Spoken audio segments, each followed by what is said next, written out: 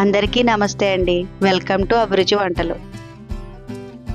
ఈరోజు మనం ఎంతో టేస్టీగా ఉండే గుమ్మడికాయ పులుసుని రెడీ చేసుకుందామండి. ఈ తీపి గుమ్మడికాయ పులుసుని ముద్దపప్పు కాంబినేషన్లో తీసుకుంటే చాలా టేస్టీగా ఉంటుందండి. మా ఛానల్ ఫస్ట్ టైం చూస్తున్నట్లయితే సబ్స్క్రైబ్ చేసుకోండి. తీసుకున్న గుమ్మడికాయలోంచి చిన్న ముక్కను కట్ చేసుకుందామండి.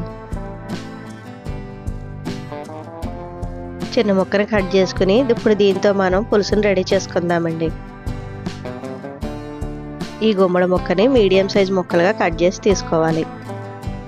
ఈ గుమ్మడి ముక్కలకి పైన ఉన్న పీలు తీయకుండా ఇలాగే పులుసు పెట్టుకుంటే చాలా టేస్టీగా ఉంటుందండి. స్టవ్ పై కడాయి పెట్టుకుని కడాయిలో 2 టేబుల్ స్పూన్ ఆయిల్ వేసుకోవాలి. ఆయిల్ హీట్ అయిన తర్వాత పోపు దినుసులు వేసి వేయించుకోవాలి. ఈ పోపు దినుసులు ఇలా వేగుతున్నప్పుడు 4 వెల్లుల్లి రెమ్మలను కూడా వేసుకొని వేయించుకోవాలి.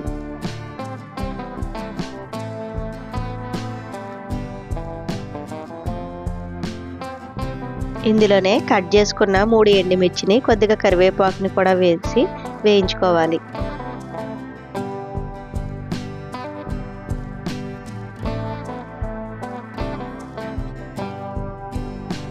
పోపు వేగిన తర్వాత ఇందులో ఒక మీడియం సైజ్ ఆనియన్ని కట్ చేసుకుని వేసుకోవాలి.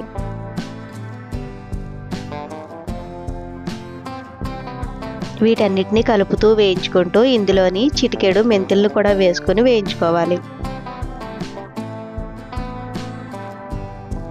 పులుసు కూరల్లోని చిటికెడు మెంతుల్ని యాడ్ చేసుకుంటే టేస్ట్ చాలా బాగుంటుందండి.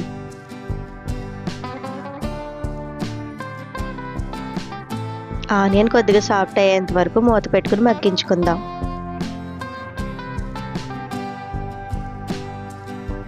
ముందుగా నిమ్మకాయ సైజ్ అంతా చింతపండును కూడా తీసుకుని నానబెట్టుకుని పక్కన పెట్టుకుందాం.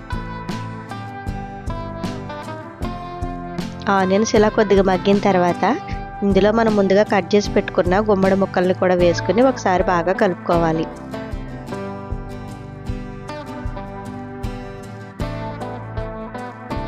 ఈ గుమ్మడి ముక్కల్లోని చిటికెడు పసుపుని వేసుకుని ఒకసారి కలుపుకోవాలి.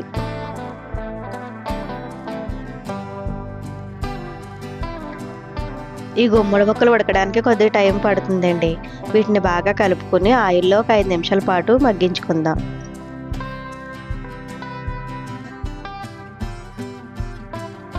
మూత పెట్టుకుని 5 నిమిషాల పాటు బాగా మగ్గించుకోవాలి.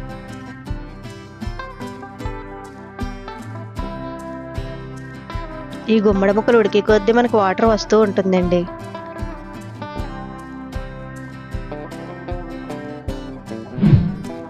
ఇలా మగ్గించుకున్న గుమ్మడి ముక్కల్లో కట్ చేసుకున్న 2 పచ్చిమిర్చిని కూడా వేసుకుని ఒకసారి కలుపుకోవాలి.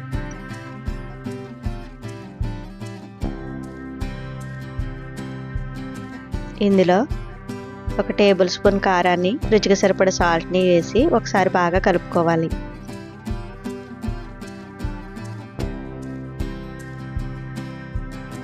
వేసుకున్న ఉప్పు కారాలు గుమ్మడి ముక్కలకు పట్టేటట్టుగా 2 నిమిషాల పాటు బాగా కలుపుకొని పులుసుకి సరిపోయిన వాటర్ని యాడ్ చేసుకోవాలి.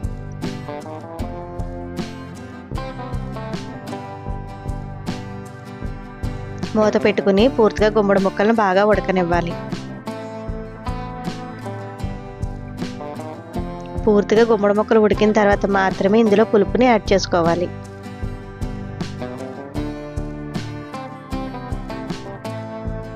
గుమ్మడి ముక్క ఉడికిందో లేదో ఒకసారి చూసుకుని పూర్తిగా ఉడికింది అనుకున్నప్పుడే ఇందులో పులుపుని యాడ్ చేసుకుందామండి.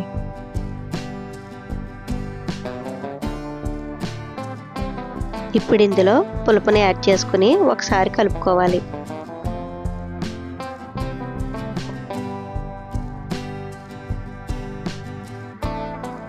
ఇందులో కొద్దిగా బెల్లాన్ని వేసుకుని ఒకసారి కలుపుకోవాలి. పులుసు కూరల్లో బెల్లాన్ని యాడ్ చేసుకోవడం వల్ల టేస్ట్ చాలా బాగుంటుందండి. మూత పెట్టుకుని పులుసును బాగా మరగనివ్వాలి.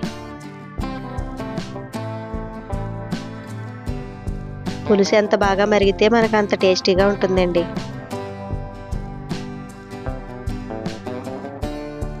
పులుసు బాగా మరిగిన తర్వాత ఇందులో చివరిగా కొత్తిమీరని జల్లుకొని స్టవ్ ఆఫ్ చేసుకోవాలి. ఈ పులుసు కొంచెం చిక్కదనంగా రావడం కోసం ఇందులో వరిపిండిలో వాటర్ కలుపుకొని వేసుకుంటారండి. నేనైతే వేయలేదు, మీకు నచ్చితే వేసుకోవచ్చు. ఎంతో టేస్టీ అయిన గుమ్మడికాయ పులుసు రెడీ అయిపోయిందండి. దీన్ని ముద్దపప్పు కాంబినేషన్లో తీసుకుంటే చాలా టేస్టీగా ఉంటుంది. తప్పకుండా మీరు ఒకసారి ట్రై చేసి చూడండి. మా వీడియో నచ్చితే లైక్ చేయండి, షేర్ చేయండి, సబ్స్క్రైబ్ చేసుకోండి. మీ అమూల్యమైన ఫీడ్బ్యాక్ని తెలియచేయండి.